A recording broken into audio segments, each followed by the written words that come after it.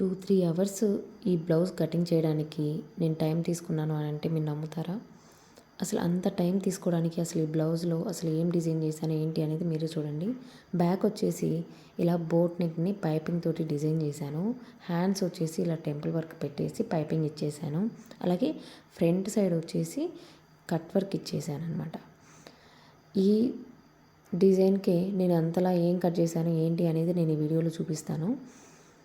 Starting నుంచి ending వరకు కూడా చూడండి. మిస్ అవ్వకుండా చూడడానికి మన ఛానల్ని సబ్స్క్రైబ్ చేసుకోండి. పక్కనే ఉన్న గంట సింబల్ని అయితే యాక్టివేట్లో పెట్టుకోండి. ఇటువంటి డిజైన్స్ కానివ్వండి, ఎలా కటింగ్ అండ్ స్టిచ్చింగ్ అనేది చాలా ఈజీగా అనేది మన ఛానల్లో ఉంటాయి. ఇప్పుడైతే కటింగ్లోకి వెళ్ళిపోదాము. ఫస్ట్ అయితే నేను ఇప్పుడు చూపించిన మోడల్కి నార్మల్ బ్లౌజ్కి చాలా డిఫరెంట్ ఉందండి. కటింగ్లో కూడా చాలా డిఫరెంట్ ఉంటుంది. ఇది వచ్చేసి బిగినర్స్ అయితే డైరెక్ట్గా అయితే స్టిచ్చింగ్ చేయలేరు. మనం డైలీ స్టిచ్చింగ్ చేస్తూ డిజైనర్ బ్లౌజులు ఒకసారిగా స్టిచ్చింగ్ చేయాలి అంటే మాత్రం మనము కొంచెం ఆలోచించాల్సిన విషయమే. సో నేను ఈ బ్లౌజ్ని నేను ఏ విధంగా కటింగ్ అండ్ స్టిచ్చింగ్ చేశాను అనేది నేను ఈ వీడియోలో చూపిస్తాను. మీరు బ్యాక్ సైడ్ చూసారు అని అంటే మనకి పైపింగ్ తోటి లోడింగ్ చేసి బోట్ నెక్ పెట్టి స్టిచ్చింగ్ చేయడం అయితే జరిగింది. దాన్ని ఫస్ట్ నేను లైనింగ్ మీద కాకుండా పేపర్ కటింగ్ అనేది చేసుకున్నాను. పర్టిక్యులర్గా పేపర్ కటింగ్ చేసుకోవాలి బ్లౌజ్కి అని అంటే బ్యాక్ సైడ్ అనేది 2 పార్టిషన్స్ వస్తాయండి. 2 పార్టిషన్స్ కూడా బ్లౌజ్ పీస్కి ఎప్పుడైతే డిజైన్లో ఉందో ఖచ్చితంగా పేపర్ కటింగ్ అనేది కన్ఫామ్గా చేసుకోవాలి. లేదు అంటే బ్యాక్ అనేది హైట్ అనేది తగ్గుతుంది. సో ఫస్ట్ మనం ఏదైనా డిజైన్ చేసేటప్పుడు డిజైన్ను బట్టి మనం కటింగ్ చేసుకునే విధానాన్ని మార్చుకోవాలి. డెఫినెట్గా ఇదైతే బిగినర్స్ గుర్తుపెట్టుకోండి. ప్రెజెంట్ నేను అనేది బోట్ నెక్ కదా డిజైన్ చేస్తున్నాను. ఈ బోట్ నెక్లో నేను నార్మల్ బ్లౌజ్కి ఎలా అయితే మనము మెజర్మెంట్స్ తీసుకుంటామో అలాగే మెజర్మెంట్స్ తీసుకొని ఇందులో కూడా నేను మార్కింగ్స్ అయితే గీసుకుంటున్నాను. జస్ట్ బోట్ నెక్ వచ్చేసి 3.5, టోటల్ నెక్ హైట్ వచ్చేసి 8 ఇంచెస్. మిగతాది మొత్తం కూడా ఇలా నేను పెన్ తోటి డ్రా చేసుకుంటున్నాను. ఫస్ట్ అయితే డ్రాప్ షేప్లో బోట్ నెక్ అనేది నేను డ్రా చేసుకున్నాను. తర్వాత మనకి కస్టమర్ రిఫర్ చేసిన పిక్ చూసి నేను కట్ వర్క్ అనేది నార్మల్గా అయితే మనము బయటికి స్టిచ్చింగ్ చేస్తాము. ఈ డిజైన్లో వచ్చేసి లోపలికి ఉందన్నమాట కట్ వర్క్ అనేది. అది కూడా ఎలా ఉంది ఏంటి అనేది మీరు లాస్ట్లో చూడొచ్చు. వైట్ పేపర్ మీద నేను జస్ట్ పెన్ తోటి నేను మార్కింగ్స్ అయితే గీస్తున్నాను. సో కనిపించకపోతే జూమ్ చేసుకొని చూడండి, ఓకేనా. చాలా స్పీడ్గా పెట్టాను. ఇది వచ్చేసి మనకి బ్యాక్ సైడు 2 పార్టిషన్స్ వస్తాయని చెప్పాను కదా, దానికోసం నేను మార్కింగ్స్ అనేది గీసుకొని మనకి బ్యాక్ నెక్ ఏ విధంగా మోడల్ అయితే ఉందో సేమ్ అదే మోడల్లో నేను మార్కింగ్ అయితే గీసుకున్నాను. ఫస్ట్ కటింగ్ చేశాక మీకు అర్థమవుతుంది నేను ఏ డిజైన్ పెడుతున్నాను ఏంటి అనేది. 8.5 వరకు వచ్చింది కదా, ఆ 8.5 వరకు మాత్రమే మనము ఒక పార్టిషన్స్ వస్తుంది. మిగతా డౌన్ పార్ట్ మొత్తం కూడా ఒక పార్టిషన్స్ కిందకు వస్తుంది అనమాట. బ్యాక్ సైడే 2 భాగాలుగా వస్తుంది. అది కూడా ఎలానో చూడండి. ఇప్పుడు కటింగ్ చేస్తున్నాను. ఎలాగైతే నేను పెన్ తోటి మార్కింగ్ తీసుకున్నానో అలాగే కటింగ్ అయితే చేసుకుంటున్నాను. హ్యాండ్స్ చంక భాగం కూడా అన్నీ కూడా ఇలా కటింగ్ చేసుకున్నాను చూడండి. మధ్యలో అనేది ఇలా కట్ వర్క్ అనేది ఇలా లోపలికి వెళ్ళిపోతుంది. నార్మల్ మనం ఇది వరకు బ్లౌజెస్ స్టిచ్చింగ్ చేసాం కదా, కట్ వర్క్ అది వచ్చేసి బయటకు ఉంటుంది, దీనికి మాత్రం లోపలికి వెళ్ళిపోతాయి. సో నేను ఎలా అయితే డ్రా చేసుకున్నానో అలా ఫస్ట్ అయితే కటింగ్ అయితే చేసుకున్నాను. ఇప్పుడు మీకు క్లియర్గా కనిపిస్తుంది చూడండి. షేప్ అనేది బ్యాక్ సైడ్ ఇలా పై భాగంలో ఒక భాగం వచ్చేస్తుంది, అలాగే కింద మొత్తం కూడా ఇలా జాయింట్ చేసుకోవాల్సి వస్తుంది. ఇలా జాయింట్ వచ్చింది, మధ్యలో పైపింగ్ వస్తుంది, లేదు లేస్ వేసుకుంటాము, లేదు ఏదైనా బార్డర్ యాడ్ చేసుకుంటాము అని అనుకున్నప్పుడు ఖచ్చితంగా పేపర్ కటింగ్ చేసుకుంటే బెస్ట్ అని చెప్తాను. డైరెక్ట్గా లైనింగ్ మీద పెడితే ఏంటంటే హైట్ అనేది తప్పకుండా తగ్గుతుంది, బ్లౌజ్ అనేది చాలా డిఫరెంట్ ఉంటుంది. సో ఇలా పేపర్ మీద కటింగ్ చేసుకొని సేమ్ అదే పేపర్ కటింగ్ని మనము లైనింగ్ మీద పెట్టి వీడియోలో చూపిస్తున్న విధంగా అడ్జస్ట్మెంట్ చేసుకొని కటింగ్ చేసుకున్నాము అని అంటే పర్ఫెక్ట్గా వస్తుంది అనమాట. బిగినర్స్కి చెప్తున్నాను. నేను ఈ డిజైన్ని నేను ఎంత మెజర్స్ తోటి తీసుకున్నాను అనేది నేను ఇక్కడ చూపించట్లేదు. ఎలా కట్ చేసుకోవాలి ఇటువంటి డిజైన్స్ని అని మాత్రమే నేను చెప్తున్నాను. ఫస్ట్ ఈ బ్లౌజ్ డిజైన్ని పేపర్ కటింగ్ చేసుకోవాలి. పేపర్ కటింగ్ చేసుకున్నాక ఆ కటింగ్ని వీడియోలో చూపిస్తున్న విధంగా లైనింగ్ మీద పెట్టి కటింగ్ అనేది చేసుకోవాలి. ఎలా అయితే మనం లైనింగ్ కటింగ్ చేసుకుంటామో సేమ్ అదే విధంగా డబల్ ఫోల్డింగ్ వేసుకొని పేపర్ కటింగ్ చేసేసుకున్నాము.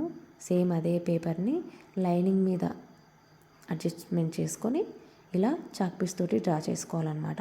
ఇక్కడ నేను చూపిస్తున్నాను కదా, కింది పార్ట్ వచ్చేసి పై పార్ట్ కన్నా కూడా కొంచెం పైకైతే ఉండాలండి. 1 ఇంచ్ అనేది ఇక్కడ ఎక్స్ట్రా అనేది ఉండాలి. ఎందుకంటే పై భాగాన్ని ఇలా అటాచ్ చేయాల్సి ఉంటుంది. సో 1 ఇంచ్ అనేది కొంచెం ఎక్స్ట్రా పెట్టుకోవాలి ఖచ్చితంగా. ఇలా ఎక్స్ట్రా పెట్టుకున్నాక మనం ఎలా అయితే డ్రా చేసుకున్నామో సేమ్ అదే విధంగా కటింగ్ అనేది చేసుకోవాలి. నేను ఇక్కడ నెక్ పార్ట్ అనేది కటింగ్ అయితే చేసుకోలేదు. జస్ట్ బోట్ నెక్ మాత్రమే కటింగ్ చేసుకొని మిగతాదంతా కూడా కటింగ్ చేసుకుంటున్నాను. ఇప్పుడైతే డిజైన్స్ స్టిచ్చింగ్ చేస్తున్నామో అప్పుడు చాలా వరకు కూడా నెక్స్ అనేది కటింగ్ అంటే బ్లౌజ్ ఎప్పుడైతే కటింగ్ చేస్తామో అప్పుడు కటింగ్ చేసుకోకపోవడమే బెటర్ అనుకుంటాను. అంటే స్టిచ్చింగ్ చేసేటప్పుడు మనకు ఇంకొక ఐడియా వస్తుంది, అరే ముందే కట్ చేసామే అని అనుకుంటాము. సో జస్ట్ ఇలా కటింగ్ చేసి పెట్టుకున్నాము అని అంటే స్టిచ్చింగ్ చేసేటప్పుడు వేరే ఐడియా వస్తుంది. అలా స్టిచ్చింగ్ చేసుకుంటే మనకి ఈజీగా ఉంటుంది. ఇలా కటింగ్ చేసుకున్నామే ఊరికి వేస్ట్ అయింది టైం అని అనుకోకుండా ముందుగానే నెక్ ప్యాటర్న్స్ అనేది కటింగ్ చేసుకోకుండా ఉంటేనే బెటర్. సో నేను చాలా వరకు కూడా డిజైనర్ బ్లౌజులకి లైనింగ్కి ఇలా కట్ చేస్తాను అనమాట. ఇప్పుడు అసలైన పోరాటం చేయాలి. ఇప్పుడు నా బ్లౌజ్కి నార్మల్గా అయితే మీటర్ పన్నాతోనే మనకు బ్లౌజ్ అనేది ఇచ్చారు స్టిచ్చింగ్ చేయమని. లైనింగ్ కూడా అలాగే ఇచ్చారు. సో నేను కూడా మీటర్ పట్టిద్దనేసి నేను మీటర్ తీసుకున్నాను. తీసుకునేటప్పుడు అంత ఆలోచించలేదు, డిజైన్ బాగుంది అని చెప్పేసి స్టిచ్చింగ్ చేద్దామని చెప్పేసి తీసుకున్నాను. ఇప్పుడు బ్యాక్ సైడ్ పోయింది, మొత్తం కటింగ్లోకి వెళ్ళిపోయింది. సో 1 మీటర్ క్లాత్లో నాకు ఇప్పుడు మిగిలింది చూస్తే నాకు హ్యాండ్స్కు అక్కడికక్కడికి నేను అడ్జస్ట్మెంట్ అనేది చేశాను అనమాట. నేను ఇక్కడ ఏం ఎక్స్ప్లెయిన్ చేస్తున్నాను అనేది మీరు చూడండి. నేను వీడియోలో నేను చెప్పేదానికి మీకు పొందం లేకపోతే స్కిప్ చేయండి, ఓకేనా. బ్యాక్ పార్ట్ కూడా కటింగ్ చేసుకున్నాం కదా. ఇప్పుడు మిగిలిన లైనింగ్ పీస్లో 8 ఇంచెస్కి సరిపడా నేను హ్యాండ్స్ తీయాలి. దీనికోసం పట్టింది నాకు 2-3 అవర్స్. ఇలా పెట్టేసి ఒక 10 మినిట్స్ అలా వదిలేసి నాకు మళ్ళీ బల్బ్ వెలిగిన తర్వాత మళ్ళీ కటింగ్లోకి స్టార్ట్ చేసేదాన్ని.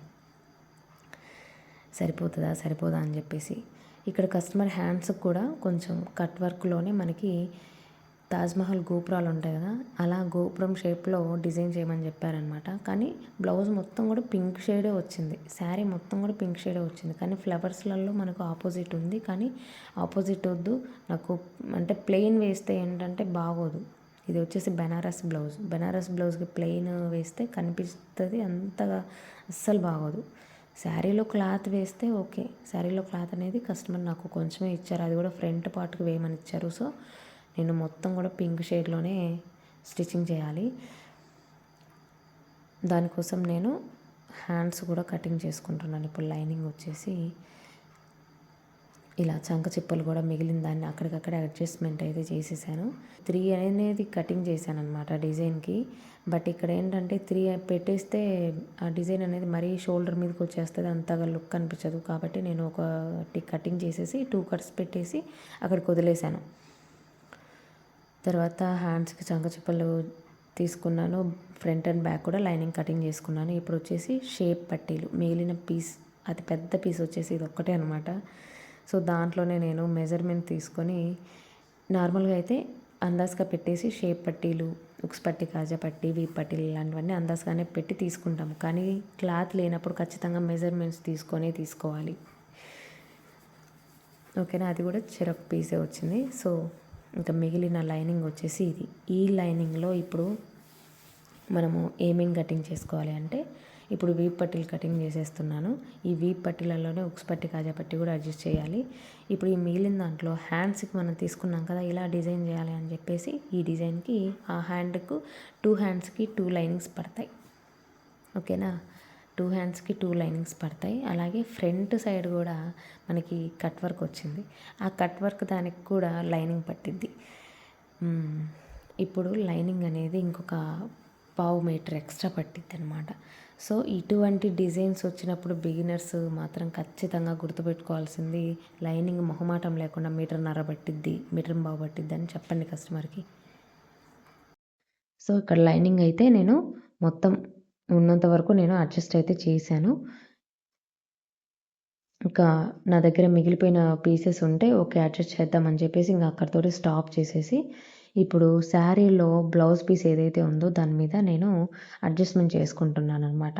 మనకి బ్లౌజ్ లైనింగ్ అనేది మనం మీటర్ పన్నా తీసుకుంటే, ఆ మీటర్ పన్నా కన్నా బ్లౌజ్ పీస్ అనేది శారీలో వచ్చిన బ్లౌజ్ పీస్ అనేది కొంచెం పొడవు ఎక్కువ వస్తుంది. అంతకు మించి ఎక్కువ ఏం రాదు. కాకపోతే మన బాడీ మెజర్మెంట్స్ని బట్టి అది సరిపోతుందా లేదా ఎక్స్ట్రా మిగులుతుందా అనేది మనం చూసుకోవాలి బాడీ మెజర్మెంట్స్ని బట్టి.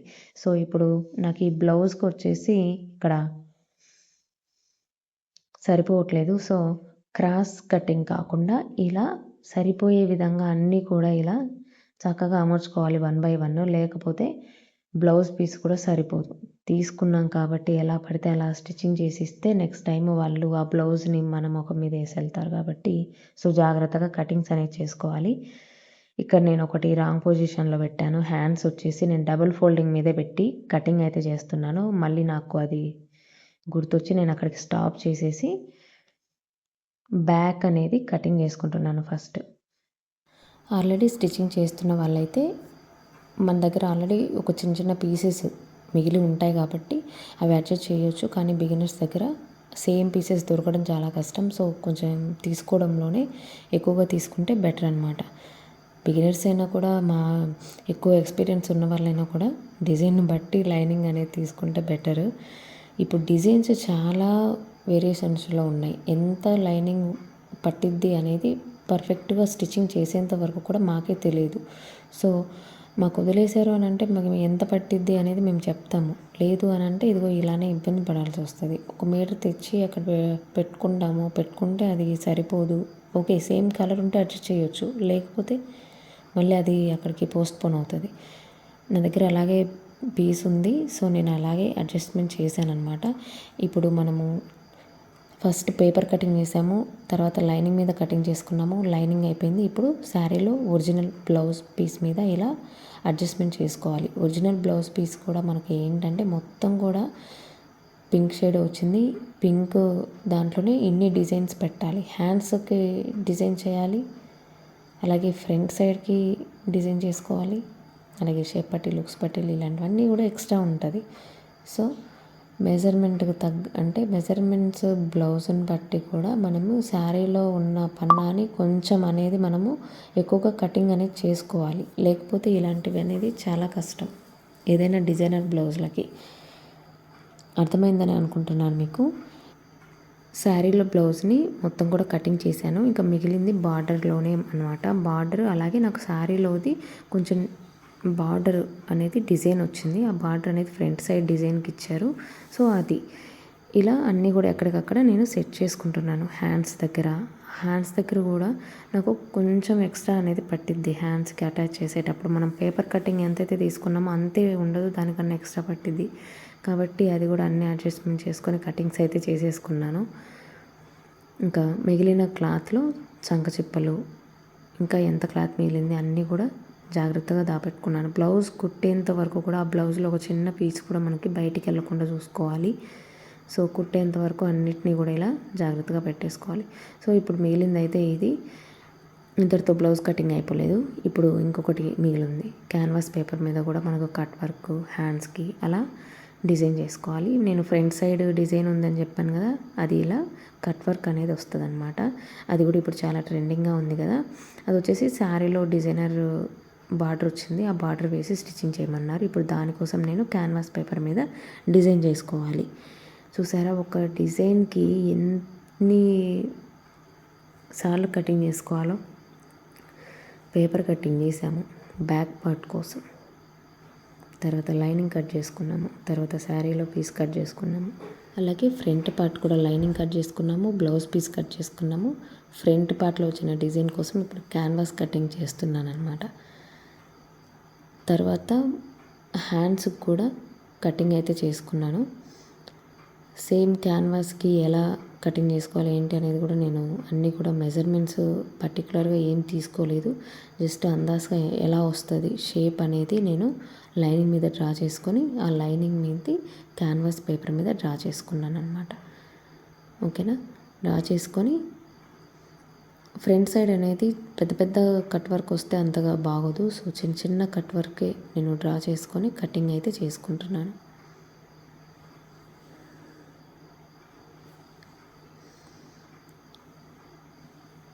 ఇప్పుడు ఈ క్యాన్వాస్ కట్ చేసుకుంటున్నాం కదా, ఈ క్యాన్వాస్ పేపర్ కూడా లైనింగ్ అనేది అటాచ్మెంట్ చేసుకోవాలి. లైనింగ్ అనేది లేదు నా దగ్గర, వేరే ఉంది. సో అది అడ్జస్ట్మెంట్ చేశాను. ఇలా వస్తుంది అనమాట ఫ్రంట్ సైడ్.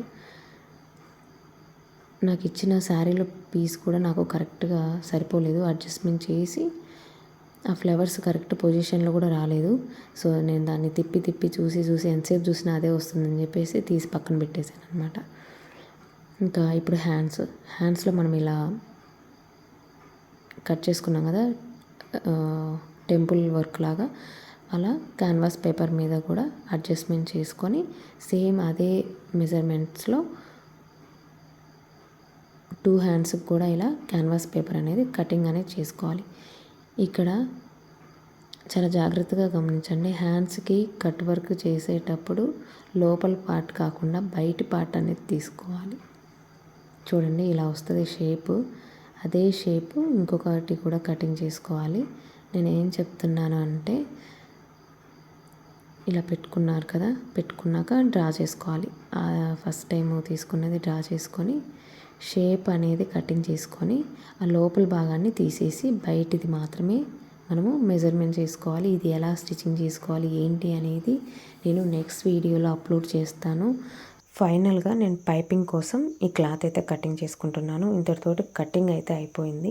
ఇలాగే కటింగ్ చేసుకోవాలి అనేది ఏం లేదు. కాకపోతే ఇటువంటి డిజైన్స్ వచ్చినప్పుడు చాలా సింపుల్గానే ఉంటుంది బ్లౌజ్ చూడడానికి. కాకపోతే కటింగ్ అనేది చాలా వేరియేషన్స్ ఉంటుంది. ఎందుకు తీసుకుంటాము ఇంత కాస్ట్ అని అంటే కటింగ్కి. ఇప్పుడు కటింగ్కి ఒక బ్లౌజ్ కటింగ్ చేసుకోవచ్చు, స్టిచ్చింగ్ చేయొచ్చు.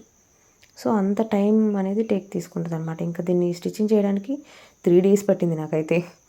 నెక్స్ట్ వీడియోలో స్టిచ్చింగ్ వీడియో అనేది అప్లోడ్ చేస్తాను. ఎలా స్టిచ్చింగ్ చేస్తాను ఏంటి అనేది నెక్స్ట్ వీడియోలో అప్లోడ్ చేస్తాను. Thank you for watching.